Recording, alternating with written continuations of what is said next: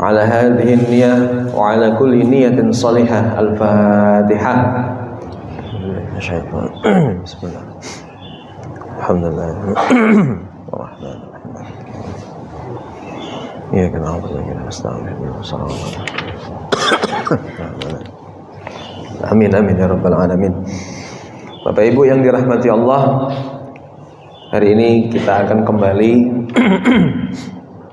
ngaji dan mengkaji kitab Riyadhus Shalihin. Masih temanya, babnya yaitu masih tentang bab sabar, yang mana bulan lalu di hadis nomor 15 dan 16 tentang bab sabar ini membahas Nabiullah sallallahu alaihi wasallam mengatakan, "May yuridillahu bihi khairan yusib minhu." Barang siapa yang Allah kehendaki kepada suatu kebaikan, maka tanda-tandanya adalah Allah menurunkan musibah. Nah, cara Allah menyayangi kita itu luar biasa, Bapak Ibu. Allah sayangi kita itu bukan dengan suatu hiburan, bukan suatu hadiah, tapi berupa musibah. Tandanya Allah masih memperhatikan kita. Kenapa demikian? Karena manusia itu tempatnya lalai. Ketika manusia itu dalam kondisi kesenangan, maka fitrahnya itu adalah melupakan dari apa-apa yang sudah diberikan. Maka Allah sentuh dia dengan sedikit masalah dan sedikit ujian. Hadis yang lain pun juga mengatakan, "Man yuridillahu bihi khairan yufaqihu fid din." Barang siapa yang Allah inginkan kebaikan darinya, yufaqihu fid din, maka Allah berikan pemahaman agama terhadap orang tersebut. Makanya kalau kita melihat banyak kisah-kisah dari guru-guru kita, ustadz-ustadz kita yang sering ceramah di TV maupun di medsos, karena sekarang zamannya mungkin orang-orang akan lebih memperhatikan daripada media sosial. Ada beberapa guru-guru kita yang sebelum beliau terkenal seperti sekarang ini, dulunya diuji oleh Allah. Ya. Dulunya merasa bahwa dirinya tersesat gitu ya. Bahkan jauh daripada hidayahnya Allah. Nah, yang baru-baru ini ada Koh Denis yang dulunya mantan sebagai bandar judi. Nah, kemudian sekarang kita lihat bagaimana kesolehan beliau. Hadis ini menunjukkan kesahihannya. Man yuridillahu bihi khairan yufaqihu fid din. Siapa yang Allah inginkan kebaikan darinya, maka Allah pahamkan agama padanya. Bukan hanya paham, melainkan beliau bisa memahamkan kebaikan daripada agama Islam kepada orang lain. Nah, sebelum dipahamkan yusib minhu, maka dia akan diberikan musibah, sehingga bersih hatinya. Kemudian Allah isi dengan ayat-ayat suci dan pemahaman terkait ayat-ayat tersebut. Ini salah satu jalan yang bisa kita ambil hikmahnya, bahwa ketika kita dalam suatu musibah, tandanya Allah ini sedang memperhatikan saya. Allah ini sedang menguji saya. Allah ini sedang sayang sama saya. Kalau seandainya pemikiran kita bisa seperti ini, niscaya iman ketakwaan kita ini akan segera naik, dan insya Allah kita tidak akan pernah menyalahkan manusia yang ada di sekeliling kita. Manusia itu hanya sebagai wasilah daripada turunnya rezeki. Rezeki itu berupa apa, Bapak Ibu? Yang pertama berupa harta, berupa kesehatan. Kesempatan berbuat baik itu juga rezeki, Bapak Ibu. Kita menginformasikan kebaikan, itu rezeki. Apalagi kita terlibat di dalam kebaikan tersebut, itu merupakan rezeki yang luar biasa. Jadi rezeki tidak hanya berupa harta yang saat ini sedang kita miliki. Justru rezeki itu berupa kesempatan baik, yang mana kita terlibat dalam kesempatan baik tersebut, dan kita diberikan kesempatan oleh Allah untuk mendakwahkan, untuk menyampaikan, dan untuk menularkan daripada kebaikan tersebut. maka sungguh rugi kita yang mungkin saat ini diberikan Allah kesehatan yang cukup baik, kemudian dalam kebaikan itu kita tidak dilibatkan oleh Allah. Tubuh ini masih sehat tapi tidak dipakai sama Allah. Harta masih banyak tapi tidak digunakan sama Allah untuk kebaikan. Nah, ini suatu kerugian. Maka bersyukur kita yang mungkin saat ini sehat dalam kondisi cukup, tapi Allah masih mau menggunakan tubuh kita untuk terlibat dalam suatu kebaikan. Betul ya Bapak Ibu. Nah, jadi ketika Allah memberikan musibah kepada kita, sekali lagi itu adalah merupakan tanda sayangnya Allah kepada kita, tanda cintanya Allah kepada kita.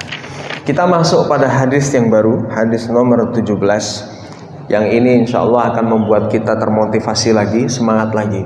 Karena sabar dalam bab ini, semakin akhir hadis yang kita pelajari, justru kita menemukan seakan-akan Imam Nawawi ini berpesan sama kita, sabar kita itu bisa diukur mulai dari hadis yang pertama sampai nanti terakhir.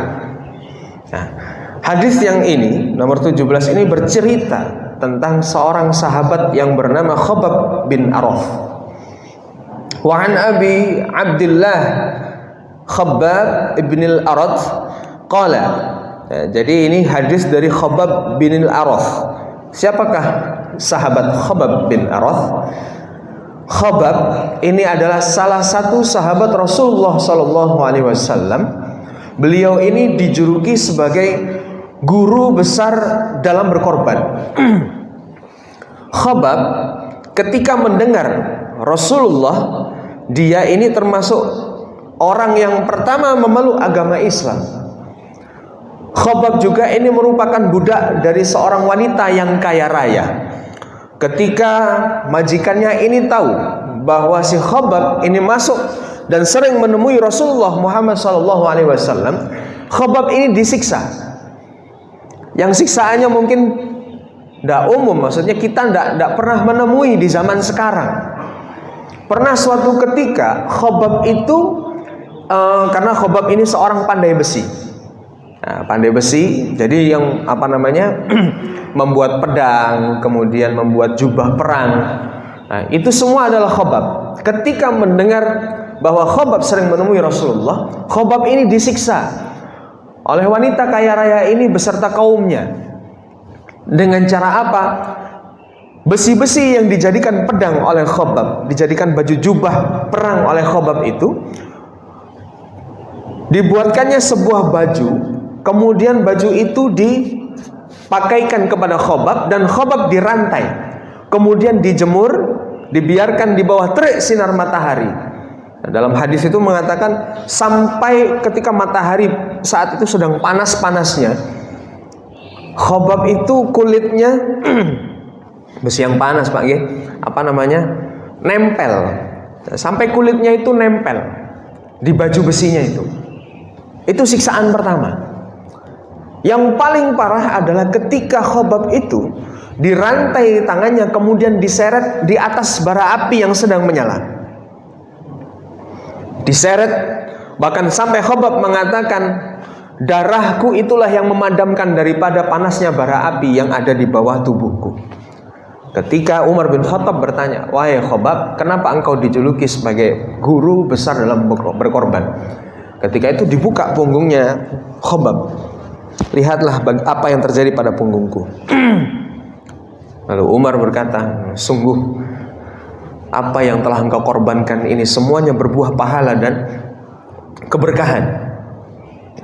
Karena dalam kondisi yang begitu Bapak Ibu, Khabbab masih mempertahankan keimanannya. Khabbab masih mempertahankan ketakwaannya kepada Allah. Kita lihat juga sahabat Bilal bin Rabah, ketika itu ditimpa oleh batu, yang mana itu diseret sama anak-anak kecil kaum Quraisy. Nah, di sini mungkin kalau kita lihat dalam kondisi kita, kalau mungkin saudara-saudara kita yang ada di Palestina, mereka merasakan seperti itu.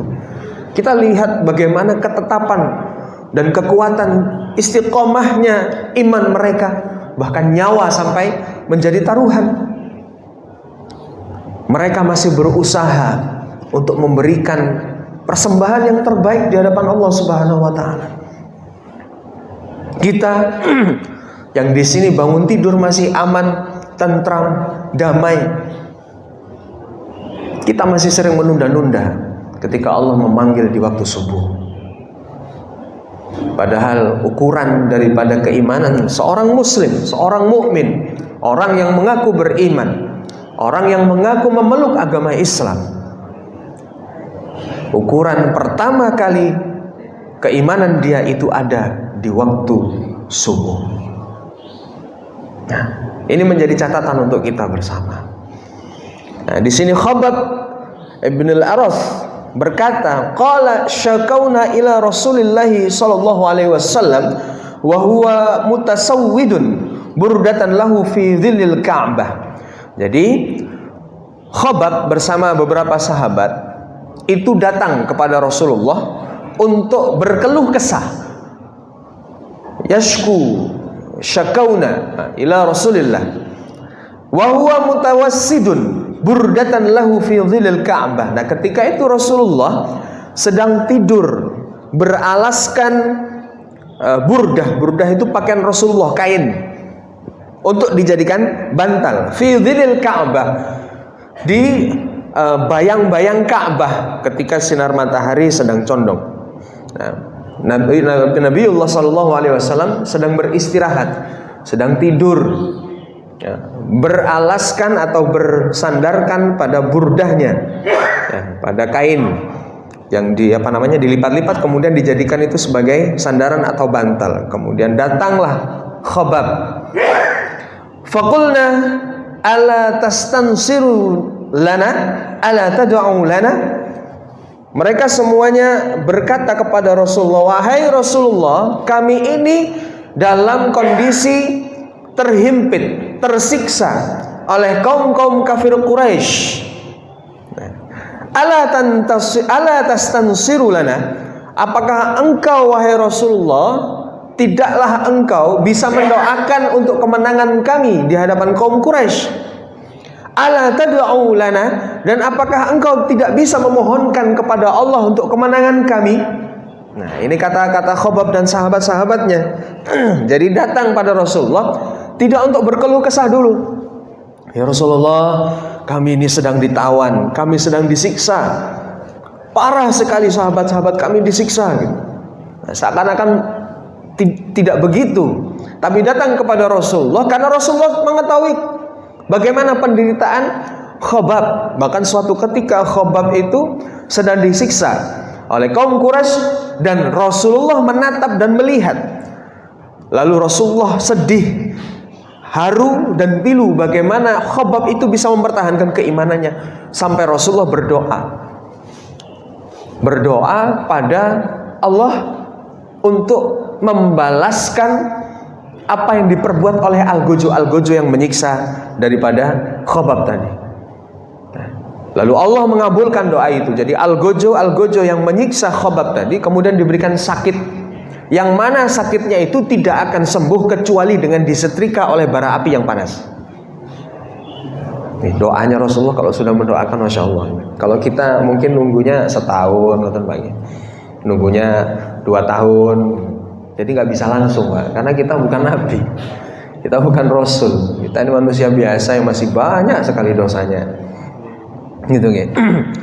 Kemudian, di sini Rasulullah menjawab, faqala Rasulullah, qad kana man qablakum yu'khadhu ar-rajulu fayughfaru lahu fil ardh. Rasulullah bukan menjawab iya, ya tunggu dulu tak doakan, tidak begitu.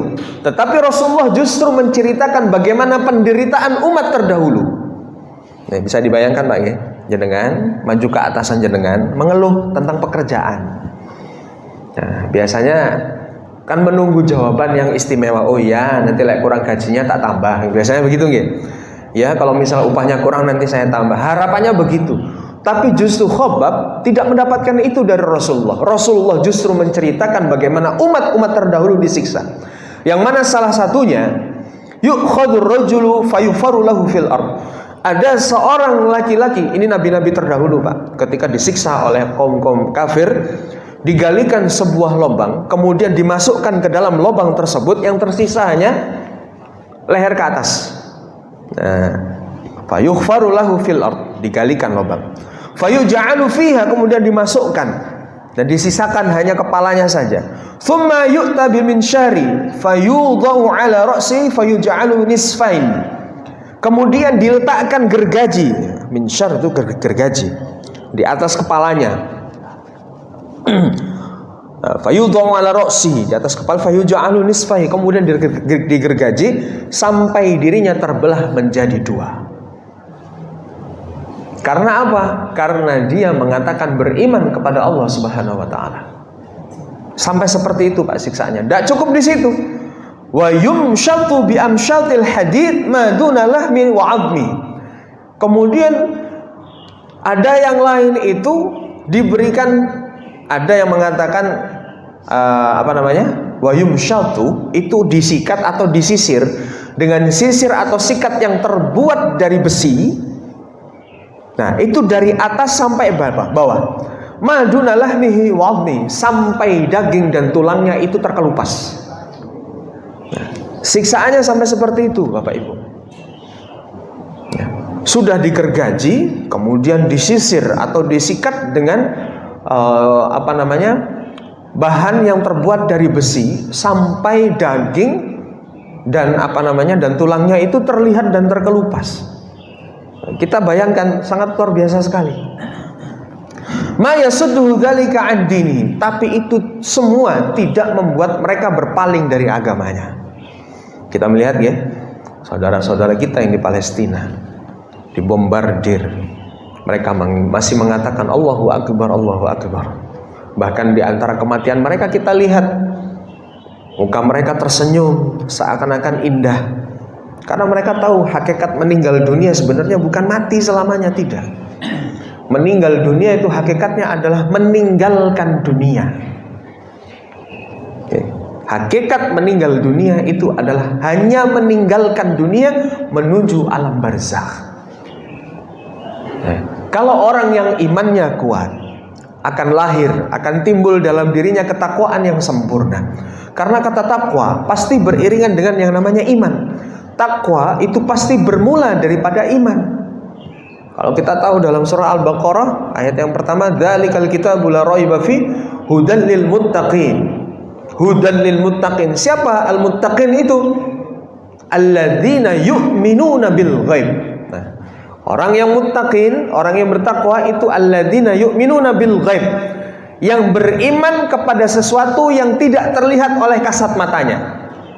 Ini salah satu cirinya yang beriman. Jadi dia tahu bagaimana surga, dia tahu bagaimana neraka. Dia tidak bisa melihat Allah tapi imannya kuat kepada Allah. Dia tidak bisa melihat Rasulullah tapi cintanya dan sayangnya kepada Rasulullah melebihi daripada sahabat-sahabat yang dulu. Wa yuqimunas shalah. Nah, kemudian mendirikan salat. Tidak tahu Tuhannya seperti apa, tapi dia mau mendirikan salat. Jadi kata takwa pasti diawali dengan yang namanya iman. Puasa kita, ya ayyuhalladzina amanu kutiba alaikumusiyam, sambung sampai ayat la'allakum tattaqun. Ujung-ujungnya takwa. Nah, maka kita lihat di sini bahwa siksaan-siksaan yang diderita oleh sahabat-sahabat terdahulu, nabi-nabi terdahulu, ma yasudduhu dzalika 'an dini, tidak sama sekali membuat berpaling mereka dari agamanya. Wallahi, nah kemudian Rasulullah bersumpah, la yutimannallahu hadzal amr, Allah akan menyempurnakan hatta yasira raqib min San'a ila hadral maut la yakhafu illa Allah wadh-dhi'ba 'ala ghanamihi walakinnakum tasta'jilun. Di sini Rasulullah berkata, wallahi, aku bersumpah demi Allah bahwa suatu ketika Allah akan menyempurnakan agama ini. Hatta yasirur raqib, sampai suatu ketika ada seorang penggembala berjalan min Son'a, daripada kota Son'a di Yaman, ila hadrul maut, sampai ke kota hadrul maut, la yakhafu illallah, tidak akan merasa takut dalam dirinya, ya, kecuali wadzibu ala ghanamihi, jadi kecuali hanya takutnya dia diserang oleh serigala. Maksudnya di sini, ketika Rasulullah berkata seperti ini, Rasulullah masih di Mekah. Islam belum sampai ke kota Yaman, belum sampai di Hadrul Maut, belum, masih lama, masih jauh. Tapi perkataan Rasulullah ini adalah untuk menguatkan Khobab. Khobab sendiri bercerita kepada Rasulullah, bukan berarti Rasulullah tidak dalam tekanan. Rasulullah sama, diuji oleh Allah, fisiknya iya, hatinya atau mentalnya juga iya. Maka sebenarnya yang paling sakit itu adalah ujian ketika diuji mentalnya, Bapak Ibu. Nah, Rasulullah juga mengalami ujian itu, Khobab juga mengalami ujian itu, tapi keduanya sama-sama saling memberikan penguatan bahwa sabar Khobab, nanti ada suatu ketika, tunggu waktunya di mana Allah akan menyempurnakan agama dan urusan kita semua. Rasulullah memberikan isyarat sebagaimana nanti ada orang yang berjalan dari Son'a menuju Hadrul Maut, itu dia tidak ada takut rasanya kecuali dia takut kepada Allah dan takut mungkin hewan ghanam atau hewan ternaknya itu dimakan oleh serigala. Tidak takut orang akan menyiksa dia, tidak takut orang akan menyerang dia. Suatu ketika akan datang masa seperti ini. Walakinnakum tasta'jilun, tetapi kalian terlalu terburu-buru menyampaikan itu. Pesannya begitu. Ya.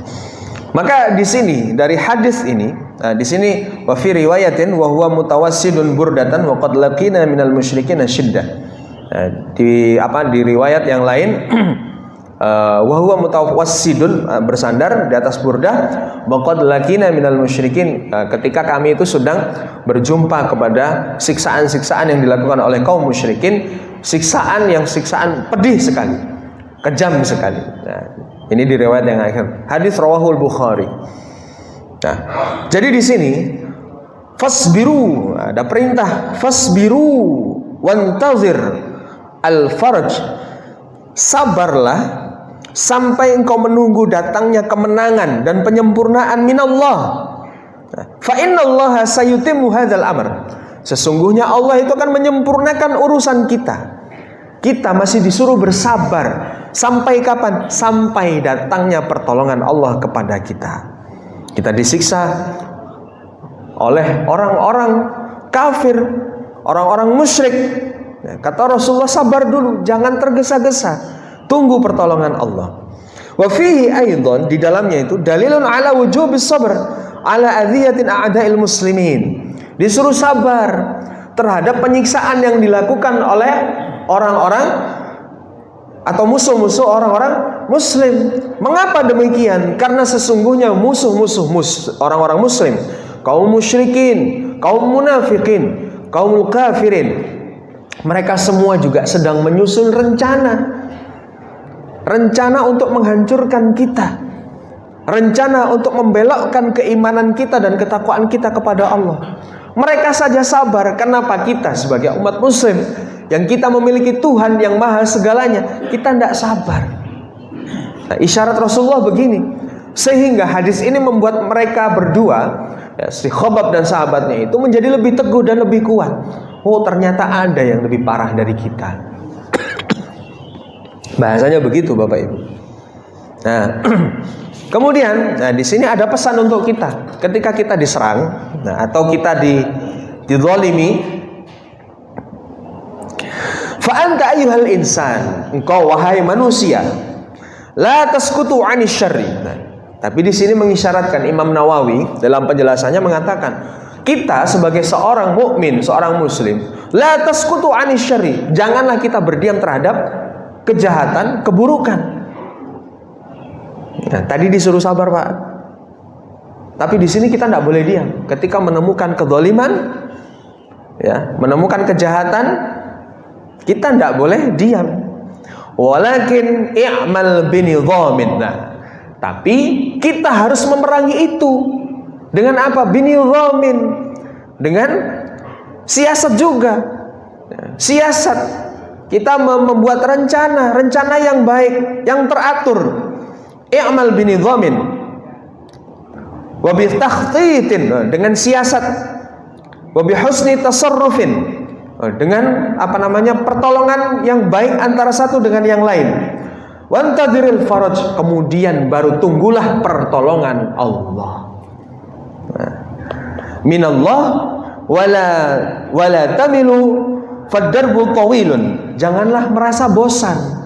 Kita disuruh istiqomah untuk menata rencana baik tersebut sampai datang pertolongan Allah, karena jalannya masih panjang.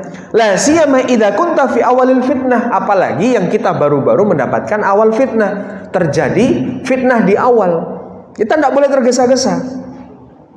Fa innal qa'imina biha, sesungguhnya orang-orang yang jahat itu tadi, ya, saufa yuhawiluna mastata'u ay yasilu ila qimmatin ma yuriduna. Nah, jadi mereka pun juga akan menyusun siasat, mereka juga sabar.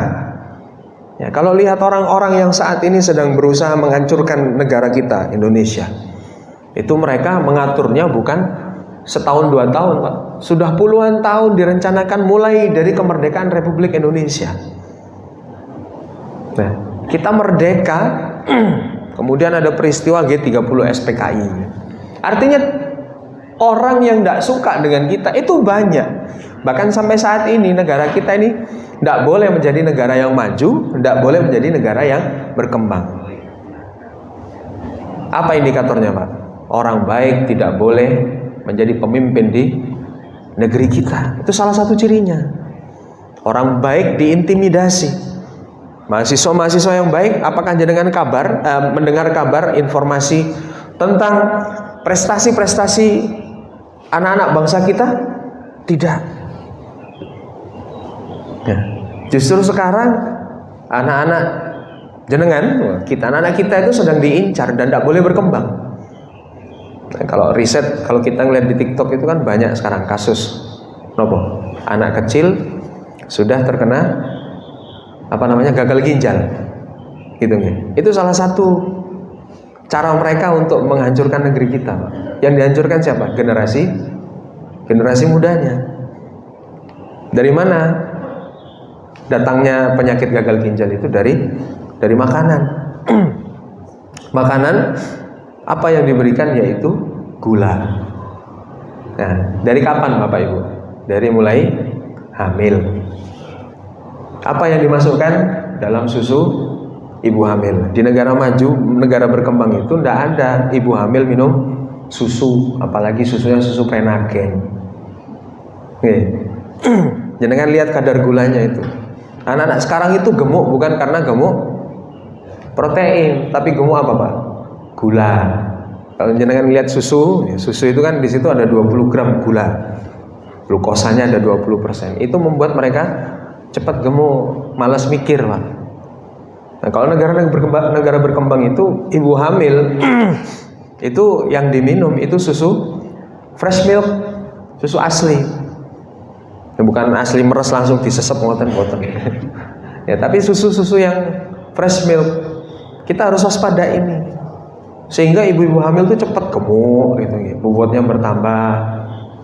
Walaupun nanti setelah itu operasi sesar, gemuk cepat langsingnya. Gitu ya. Nah, anak kita tuh sudah diincar, Pak, jajan-jajan yang beredar di pasar. Coba jenengan lihat, anak-anak kita itu semakin rajin untuk menemukan pola belajar mereka, atau justru membuat mereka semakin mager, malas gerak. Intinya di situ, Pak.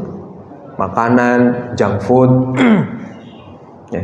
Itu menjadi sorotan sebenarnya untuk kita, bahwa anak-anak kita ini kasus gagal ginjal di anak kecil itu sebenarnya parah sekali. Bumbu makanan itu MSG gitu ya. Anak-anak perempuan dulu sama sekarang sangat beda. Dulu menstruasi mungkin di usia 12 tahun ke atas. Sekarang anak 9 tahun sudah menstruasi. Nah, berarti ada sesuatu yang salah dalam makanan yang dikonsumsi oleh anak-anak kita, dan kita bangga akan itu. Nah, kasihan generasi kita sebenarnya. Yang menggantikan jenengan di posisi yang terbaik sekarang itu tidak ada nantinya. Angka PHK sudah begitu tinggi. Tapi kita belum sadar dengan hal ini. Ini alarm dan bahaya untuk kita sebenarnya. Maka kita berusaha. Di sini Rasulullah melalui sahabat Imam Nawawi ini, pengarang kitab Riyadhus Shalihin ini mengatakan iqta, maka potong. Karena apa? Musuh-musuh negara kita pun juga sedang merencanakan siasah. Maka kita yang mengetahui daripada itu, la taskutu anisyarri, jangan kita diam atas keburukan, kejahatan yang dilakukan. Ya. Kemudian wa kun atwalu minhum nafsan wa asyaddu minhum makran. Ya. Maka kita harus menjadi yang lebih daripada mereka. Ya. Dalam mengatur strateginya. Wa asyaddu minhum makran. Makar. Makar ini maksudnya makar yang dirahmati sama Allah, Pak. Ya. Fa inna haulail a'da yamkuruna. Nah, mereka juga berbuat makar. Wa yamkurullaha wallahu khairul makirin. Nah, di sini kita menunggu makarnya dari Allah. Dengan cara apa? Ketika kita mendapatkan serangan, kita tidak boleh diam. Tapi ketika kita sudah tersiksa, kita disuruh sabar dulu. Kita doa sama Allah. Kita berdoa sama Allah. Mungkin kita berpikir, kenapa kok Palestina tidak menyerang-menyerang? Mungkin mereka sedang mengamalkan hadis ini. Gitu. Mereka menunggu bagaimana pertolongan Allah. Kalau kita tidak bergerak, bagaimana Allah menolong kita? Allah punya cara sendiri. Kita meyakini bahwa Allah memiliki cara sendiri bagaimana memenangkan orang mukmin dan orang muslim. Lalu kita lihat dulu Rasulullah berperang pun juga tidak selalu menang. Pasti ada di masa di mana Rasulullah itu kalah dalam berperang. Gitu, oke? Baik, masuk ke hadis yang selanjutnya. Hadis nomor 18. Wa an Ibnu Mas'ud radhiyallahu anhu qala lamma kana yaum Hunain. Ini diceritakan di perang Hunain. Athara Rasulullah sallallahu alaihi wasallam nasan fil qismah. Jadi ketika perang Hunain itu Rasulullah mendapatkan ghanimah atau harta rampasan yang banyak. Kenapa? Karena kabilah yang saat itu dihadapi itu mengatakan pada awak perangnya itu bahwa bawalah seluruh hartamu, bawalah istrimu, bawalah anakmu, bawalah emas-emasmu. Nah, disangkanya dia berkata bahwa nanti kita pasti akan menang kalau kita membawa harta-harta kita, sehingga mereka itu tidak akan pulang lagi gitu, Pak, maksudnya. Ternyata dalam perang Hunain itu mereka kalah. Nah, karena kalah itu harta rampasannya kan diambil semua, menjadi milik orang-orang muslim. Nah, di situ Rasulullah mengumpulkan para pasukan dan sahabatnya mau membagikan harta rampasan itu. Fa'ata al-Aqra' bin Habisin mi'atan minal ibil. Nah, di sini sahabat Aqra' itu mendapatkan 100 onta. Wa'ata Uyainah ibn Hisnin mithlu dzalik. Uyainah juga mendapatkan yang sama. Wa'ata nasan min asyrafil Arab. Jadi ada manusia golongan-golongan orang itu yang dimuliakan, orang-orang Arab yang dimuliakan. Wa atharuhum yauma idzin fil qismah. Mereka semua mendapatkan bagian yang sama. Faqala rajulun. Nah, kemudian datang seorang laki-laki, seorang sahabat kepada Rasulullah mengatakan, bukan kepada Rasulullah ya, kepada salah satu sahabat mengatakan, faqala rajulun wallahi inna hadhihi qismatun ma udila fiha.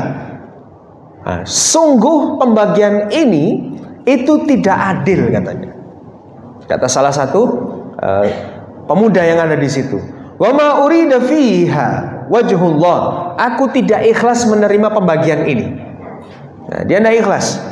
Fakultu wallahi la ukhbiranna Rasulullah. Kemudian sahabat ini mengatakan pada seorang pemuda tadi, wallahi setelah ini aku akan menyampaikan apa yang kau katakan kepada Rasulullah.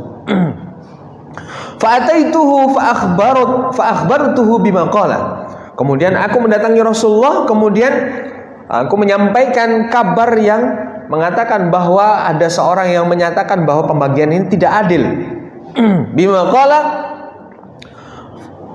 dia menyampaikan apa yang disampaikan tadi kepada Rasulullah sampai fataghayyar wajhu hatta kana kas-sarf, sampai wajah Rasulullah itu berubah merah.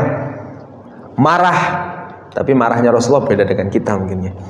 Nah, sampai merah sedih gitu. Marahnya Rasulullah itu juga diliputi sedih, bukan full emosi. Merah, sedih. Tsumma qala, kemudian Rasulullah berkata, "Faman ya'dilu idza lam ya'dilullah wa rasuluh." Siapakah yang lebih adil kalaulah Allah dan Rasulnya itu tidak dikatakan sebagai orang yang bisa membagi dengan adil. Marahnya Rasulullah begitu, Pak. Enggak seperti wong Surabaya langsung zikirnya keluar semua, hewan-hewan keluar semua gitu ya. Tapi Rasulullah tidak. Siapakah yang lebih adil kalaulah Allah dan Rasulullah itu dianggap tidak adil dalam pembagian ini gitu. Summa qala, kemudian Rasulullah bercerita, yarhamullahu Musa, semoga Allah merahmati Nabi Musa, qad udhiya bi aktsara min hadza fasabara.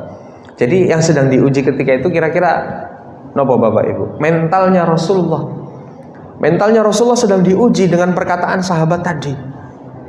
Kemudian Rasulullah ingat akan cerita dulu Nabi Musa, yang dimana Nabi Musa itu diuji lebih dari apa yang dirasakan oleh Rasulullah. Waqad udhiya bi aktsara min hadza fasabara. Nabi Musa juga diuji mentalnya, tapi Nabi Musa lebih memilih sabar. Faqultu la jarama la arfa'u ilaihi ba'daha haditsan. Karena tahu Ibnu Mas'ud tadi tahu bagaimana raut wajah Rasulullah ketika dilaporkan tentang berita tersebut, langsung seperti itu, maka Ibnu Mas'ud mengatakan pada dirinya, la jarama la arfa'u ilaihi ba'daha hadisan. Aku tidak akan melamporkan hal yang seperti demikian tadi kepada Rasulullah, sehingga membuat Rasulullah itu merah wajahnya dan sedih, seakan-akan mengatakan, siapa yang lebih adil kalau Allah dan Rasulullah itu dianggap tidak adil, tidak baik, gitu Pak. Itu ujian mental yang dirasakan oleh Rasulullah, gitu, okay? Kemudian ada hadis yang ketiga, yang terakhir, masih sama dengan hadis yang dua tadi. Ini hadis dari Anas bin Malik. Wa an Anas radhiyallahu an qala Rasulullah sallallahu alaihi wasallam, idza aradallahu bi'abdihi khairan ajjala lahu al-'uqubah fid dunya wa idza aradallahu bi'abdihi syarra amsaka anhu bidhanbihi hatta yuwafiya bihi yaumal qiyamah. Nah, hadis yang ketiga ini sesuai dengan apa yang kita alami selama hidup di dunia, Bapak Ibu. Rasulullah berkata, idza aradallahu bi'abdihi khairan, ketika Allah memiliki kehendak, keinginan terhadap suatu hambanya, keinginan yang baik, ajjala lahul 'uqubah fid dunya, maka Allah itu akan menyegerakan 'uqubah, atau apa nggih bahasanya, musibah. Ya, 'uqubah itu iqab, bahasanya iqab itu hukuman. Fid dunya. Ini Pak, ini apa namanya? Kita garis bawahi. Fa idza aradallahu bi'abdihi syarra, tapi ketika Allah berkehendak buruk kepada hambanya, amsaka anhu bidzambihi hatta yuwafiya bihi yaumal qiyamah. Amsaku anhu bidzambi, maka Allah akan membiarkannya untuk terus berbuat dosa. Hatta yuwafiya bihi yaumal qiyamah, sampai dituntaskannya kehidupan dunia. Nanti ketika di akhirat selesai hari kiamat, dosa-dosa itu akan ditarik. Dosa yang sempurna tadi akan ditarik dan akan dihukumkan ketika di akhirat. Kita melihat di hadis yang pertama ini tadi, idza aradallahu bi'abdihi khairan, ketika Allah menghendaki kebaikan pada seorang hambanya, ajjalalahu al-uqubah fid dunya. Nah, ini tandanya Allah akan menyegerakan hukuman kita di dunia. Nah, jadi jenengan yang mungkin saat ini merasakan sedih, haru, kemudian bosan, takut, hakikatnya itu semua adalah uqubah. Jadi ujian itu tidak harus nyata diberikan pada kita, tidak, melainkan rasa kita, rasa takut kita, kemudian rasa was-was kita, rasa khawatir kita, itu kan ujian juga sebenarnya untuk kita. Ketika kita mendapatkan seperti ini, maka yang pertama kita ucapkan alhamdulillah. Tandanya Allah sedang memberikan ujian pada kita. Kalaulah dulu nabi-nabi, Pak, diberikan ujian Allah itu untuk menaikkan derajat, kalau kita tidak boleh terlalu pede, Pak. Wah, sedang diuji nih sama Allah ini. Kayaknya habis ini naik ini derajat kita. Tidak boleh pede seperti itu. Kalaulah Nabi dan Rasul dulu diuji untuk menaikkan derajat, kalau kita diuji itu untuk menggugurkan dosa. Hakikatnya yu'ajjilu 'uqubatuna, kita ini disegerakan hukumannya itu sebenarnya untuk menghapus dosa-dosa kita. Bukan untuk menaikkan derajat kita. Bedanya di situ, Bapak. Ya pastinya setelah dosa kita terhapus, dosa kita dikikis oleh Allah, ada kenaikan derajat untuk kita pasti. Tapi kita tidak boleh terlalu pede. Wah, ini sedang diuji kenaikan tingkat ini sama Allah ini. Tidak boleh terlalu pede seperti itu. Tetap kita menundukkan kepala kepada Allah. Ya Allah, terima kasih atas ujiannya. Nah, beberapa waktu yang lalu kita pernah menyampaikan bahwa Allah itu ingin kita kembali berjalan kepada Allah itu dalam kondisi yang bersih, kondisi yang sudah suci dari dosa. Bagaimana cara Allah menghapuskan dosa? Apakah cukup dengan istighfar yang kita ucapkan? Allah bilang belum cukup. Makanya Allah datangkan hukuman-hukuman itu di dunia.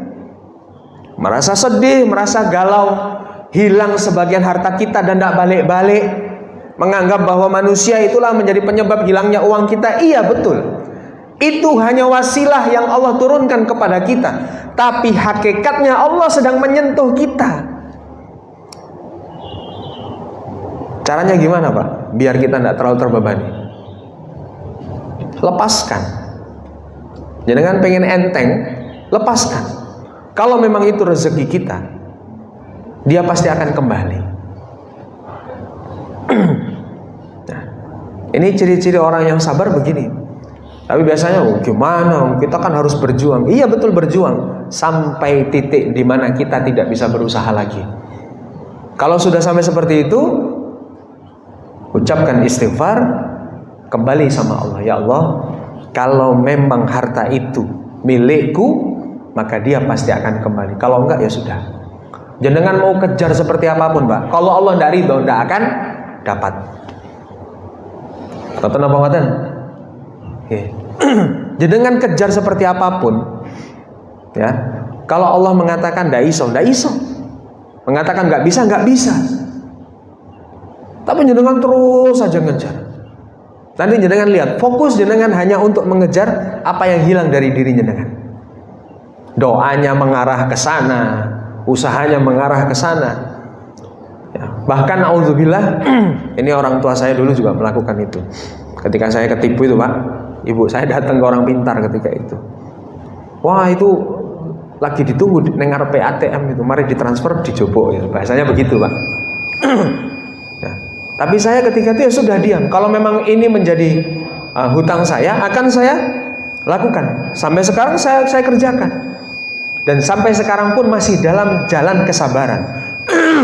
Apakah selesai? Tidak. Tapi Allah menolong dan memberikan hiburan ketika kita sedang mengalami musibah tersebut.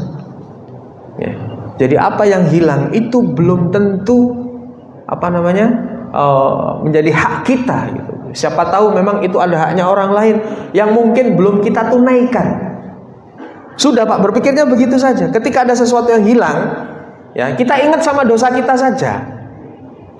Ada akibah, ukubah, hukuman untuk kita, ya, ujian berupa harta, kelaparan, kemudian gundah gulana, kecemasan.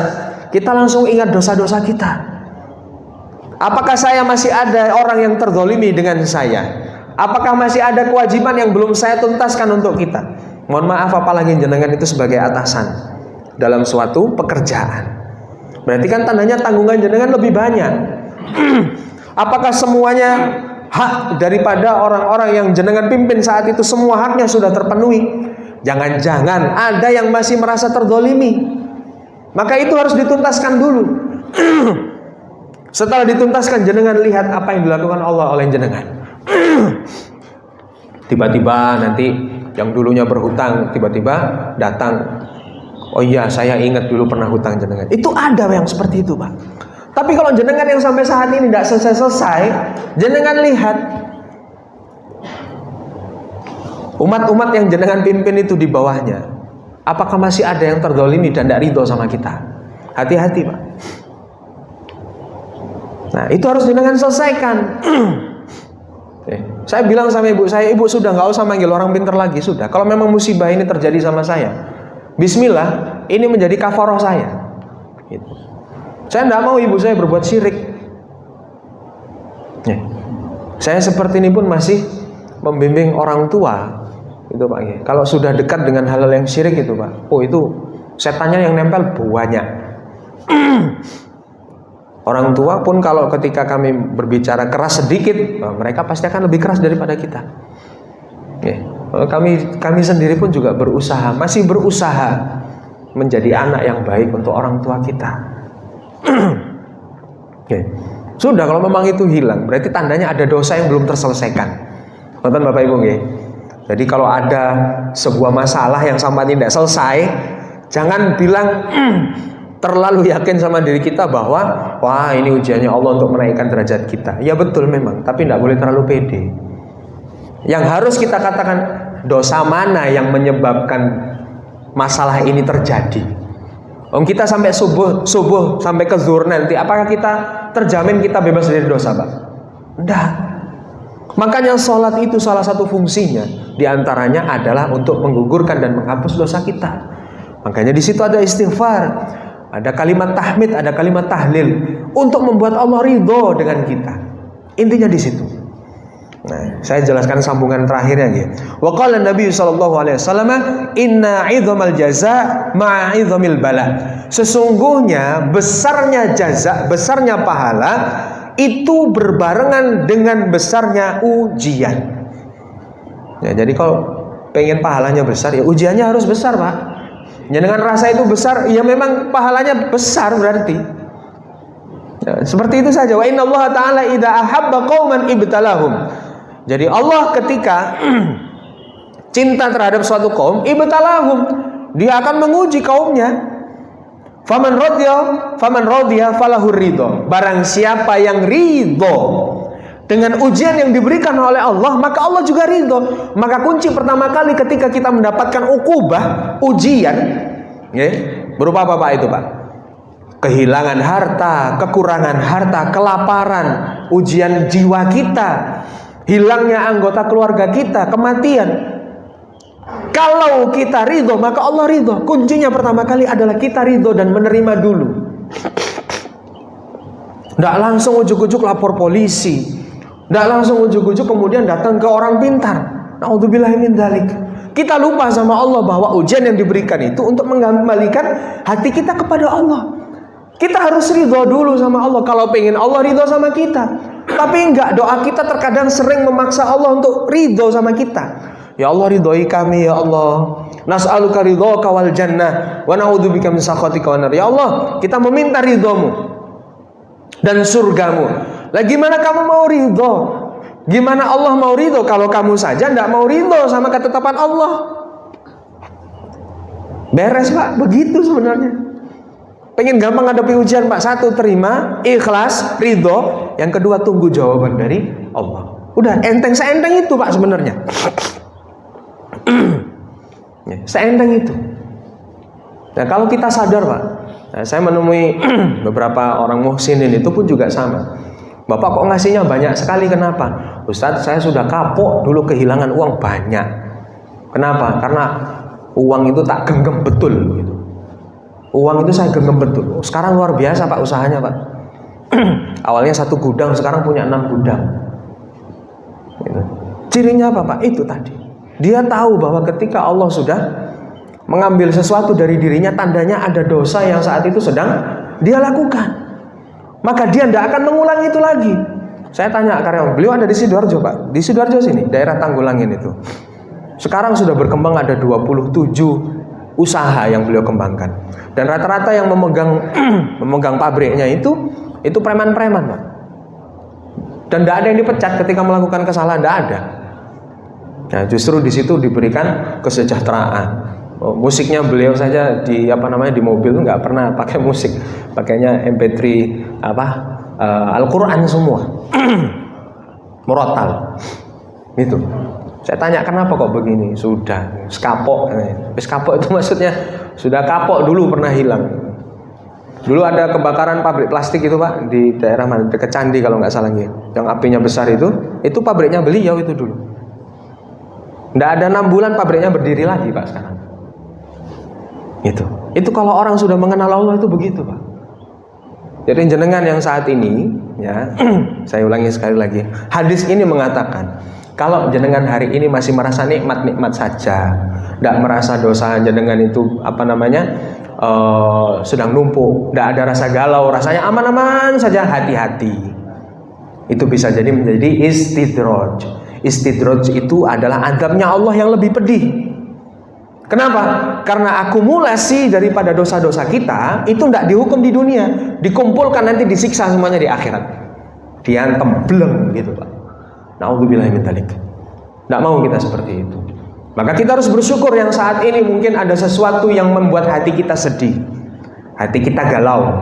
Ya, tandanya Allah yu'ajjil uqubatana fid dunya. Kita sedang dihukum di dunia untuk apa, Pak? Untuk dihapuskan, dikikiskan dosa-dosa kita di dunia sehingga kembali kepada Allah dalam kondisi yang bersih, ya, tanpa dosa-dosa. Ngoten toh? Nah, nanti kalau nyampe sama Allah tinggal senyum, ya Allah, sampun nggih gitu. Enak kan, Pak, gitu. Tinggal ada milih pintu surga yang mana yang mau kamu tuju. Wah, enaknya bukan main itu. Kita tuh iri sama orang-orang yang ketika ngaji begini tiba-tiba dipanggil sama Allah, dijemput sama malaikat. Ya, ada yang sedang sholat, rukuk, tiba-tiba jatuh, meninggal. Nah, kemarin ada Ustadz Muzaki di depan itu. Ada salah satu kawan kami di sekolah itu, Pak.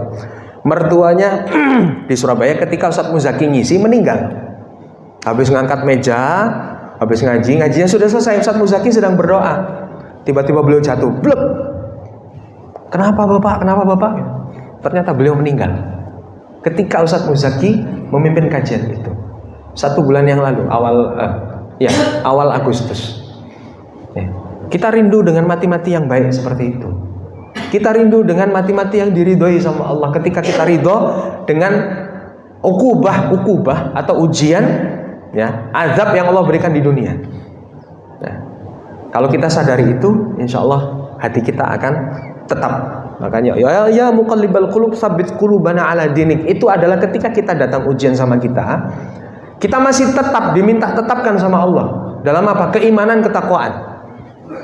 Nah, jangan sampai lepas ya Allah. Gitu. Maka jenengan yang saat ini sedang sakit gitu nggih. Jenengan saat ini sedang ada ujian yang besar, bergembiralah bahwa itu adalah salah satu wasilah penghapusan, ya, atau pengkikisan dosa kita terhadap Allah Subhanahu wa taala. Isbiru wasabiru warabitu la'allakum tuflihun. Sabar, kemudian diikat lagi kesabarannya, la'allakum tuflihun, sampai Allah mengatakan kita ini menang. Demikian Bapak Ibu yang bisa kami sampaikan. Mudah-mudahan yang sedikit ini bisa memberikan motivasi, ya. Karena sabar itu, Pak, tidak ada ukurannya, Pak. Kalau masih ada ukurannya berarti tidak sabar. Gitu nggih. Monggo mungkin ada yang bertanya, kami persilahkan. Oh, monggo Bapak. Bentar.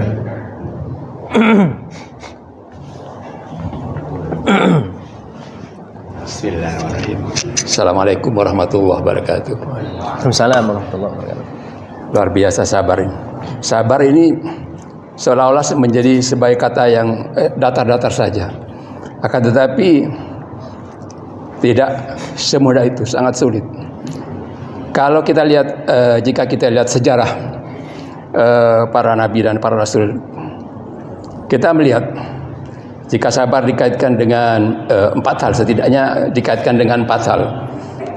Sabar dengan melakukan perintah, di mana dalam sejarah Nabi Ibrahim diminta untuk membunuh anaknya yang didambakan lama tidak punya anak, kemudian anaknya tidak punya salah, ada perintah dari Allah untuk membunuh Ismail. Kemudian juga sabar terhadap larangan, di mana larangan itu juga di dalam sejarah sebagaimana sejarah yang Nabi Yusuf itu digoda dengan perempuan pemuka di Mesir. Mereka bisa lolos dengan larangan. Padahal di situ hanya berdua, tidak ada orang lain lagi. Tetapi beliau teguh dengan tetap mempertahankan larangan itu tidak dilanggar. Kemudian juga ada musibah, dan tadi yang terakhir juga mungkin secara singkat saja ujian, di mana tadi disampaikan siapa namanya, Khobar kalau tidak salah, itu diuji dengan dipakaikan baju besi yang panas sehingga sampai kulitnya melengket di besi tadi yang disampaikan. Pertanyaannya, bagaimana upaya agar kita itu bisa tangguh menghadapi hal-hal yang tadi disampaikan, agar kita bisa tetap sabar. Sabar ini kan tadi di awal saya mengatakan bahwa sabar ini hanya mudah diucapkan. Kira-kira mungkin ada ilmu atau resepnya apa yang kira-kira kita bisa untuk kita tetap supaya kita bisa tangguh dalam mempertahankan, atau dalam bahasa singkatnya itu istiqomah dalam sabar. Saya kira itu. Terima kasih. Assalamualaikum. Assalamualaikum warahmatullahi wabarakatuh.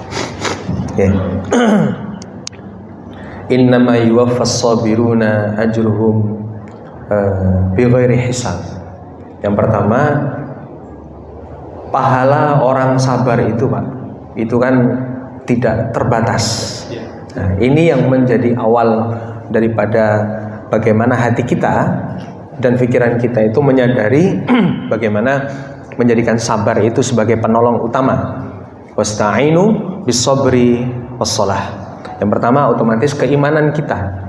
Nah, cara meningkatkan keimanan kita dengan apa? Nah, kemarin di pertemuan yang bulan lalu ada dua. Yang pertama al-bu'du ar-rabbani, yang kedua al-bu'du al-istimai. Jadi ada aspek di mana kita meningkatkan keimanan itu ke Allah, lalu yang kedua meningkatkan aspek keimanan itu kepada mujtama kita, sosial. Jadi ke Allah, bagaimana kita meningkatkan dari hal yang biasa menjadi luar biasa. Contoh, kalau kita biasanya hanya 5 waktu, kita tambahi dengan sholat sunnah rawatib, kemudian ditambahi dengan tahajud. Intinya kita cari ibadah-ibadah yang nilainya itu meningkatkan ketakwaan kita. Contoh lagi puasa. Puasa itu sudah pasti jelas. Kutiba alaikumusiyam kama kutiba alal ladzina min qablikum la'allakum tattaqun. Karena puasa kan menahan, Pak. Menahan itu adalah latihan daripada kesabaran kita. Dalam puasa banyak sekali pelajaran tentang kesabaran. Sabar tidak makan, sabar menundukkan pandangan, sabar menahan hawa nafsu. Nah, disitulah latihan-latihan kesabaran dimulai. Nah, dari hal yang kecil dulu, Bapak. Nah, kemudian baru nanti hal-hal yang besar. Gitu, okay. Nah, yang kedua kita sadari bahwa apa yang terjadi pada diri kita, ukubah yang terjadi dari kita itu diantara lain adalah karena ulah kita sendiri sebenarnya. Wa ma asabaka min sayyi'atin famin nafsik. Jadi kalau misalkan kita sabarnya untuk menahan diri kita saja, atau ketika kita menerima hukuman dari Allah, maka sesungguhnya hukuman itu datang karena perbuatan kita sendiri. Beda dengan mereka para nabi kita. Nabi kita itu ketika Allah sudah tunjuk, diberi paket yang lengkap, Bapak. Diberi paket yang lengkap, beda sama kita gitu. Namanya Nabi dan Rasul pasti dibekali sama Allah. Rasulullah saja harus dibelah dadanya 2 kali untuk dibersihkan. Kalau mungkin dada kita dibelah, dilihat hati kita mungkin terlalu banyak kotoran. Maka fitrah kita, ya namanya annas lahul qalbu, kita punya namanya hati yang senantiasa berbolak-balik. Ya, kadang kondisi baik, kadang buruk, dan berbolak-baliknya hati tidak mengenal waktu. Sekarang menangis bisa jadi 1 menit lagi bisa ketawa. Nah, caranya gimana? Ala bidzikrillahi tatmainnul qulub. Kita tetap memegang bahwa ketika kita berzikir kepada Allah, kita minta ketenangan hati sama Allah, dan kita minta agar disabarkan sama Allah. Salah satu upaya paling tidak satu, Pak, kita minta doa sama Allah supaya dikaruniakan kesabaran. Allahumma afrigh alaina sabran. Nah, doa ini, Pak, yang menjadi kunci agar kita senantiasa diberikan kesabaran. Afrigh alayya sabran. Yang kedua, wasabbit aqdamana. Kita meminta agar kaki kita ditetapkan sama Allah. Wansurna 'alal qaumil kafirin. Kita minta untuk dimenangkan dari orang-orang kafir.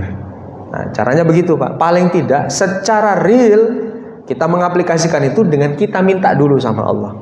Minta, Allahumma afrigh alaina sabran wasabbit aqdamana wansurna 'alal qaumil kafirin. Kemudian yang kedua, ya muqallibal qulub, wahai pembolak-balik hati, tsabbit qulubana, satu, ala dinika. Yang kedua, ala taatika. Ya Allah, tetapkan hatiku dalam agamamu. Yang kedua, dalam taat kepadamu. Yang ketiga, minta supaya kita diistiqomahkan.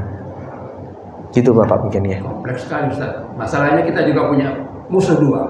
Musuh kita musuh internal dan eksternal. Internal kita nafsu kita sendiri, eksternalnya setania. Nah ini kita kompleks sekali, kompleksitas. Betul. Ya, selama manusia masih bernafas, maka ujian itu tidak akan pernah berhenti. Hakikatnya ujian itu adalah untuk menghapuskan dosa-dosa kita. Ujian apapun itu ujiannya. Walanabluwannakum bisyai'in minal khauf wal ju' wa naqsim minal amwal wal anfusi wath thamarat. Mau itu dari eksternal maupun internal, semua Allah jadikan itu sebagai akumulasi penghapusan dosa kita di dunia. Nah, ini keyakinan yang harus kita pegang teguh dulu. Supaya apa? Kita tidak kepincut sama yang namanya syaitan. Syaitan kalau sudah berbisik, wah itu yang menyebabkan masalahmu. Yang kita serang malah orangnya. Nah, kasus bunuh-membunuh diantaranya kan karena itu. Karena dia tidak kuat dengan hatinya sendiri. Dia melihat orangnya, bukan siapa yang mendatangkan ujian itu. Nah, kalau kita sudah tahu begini kan, insya Allah ada sedikit lapisan yang Allah tambahkan dalam hati kita supaya lebih sabar gitu ya. Wah, ini ujiannya Allah, alhamdulillah. Kita diberikan karunia berupa doa sama Allah untuk mendoakan masalah kita. Itu sebuah karunia gitu ya. Dan kafaroh. Nah, gitu Bapak ya. Sampun? Sudah siang kayaknya. Matur nuwun, subhanakallahumma wa bihamdika, asyhadu an la ilaha illa anta, astaghfiruka wa atubu ilaik. Mudah-mudahan kita diberikan kesehatan, istiqomah dan kesabaran. Assalamualaikum warahmatullahi wabarakatuh.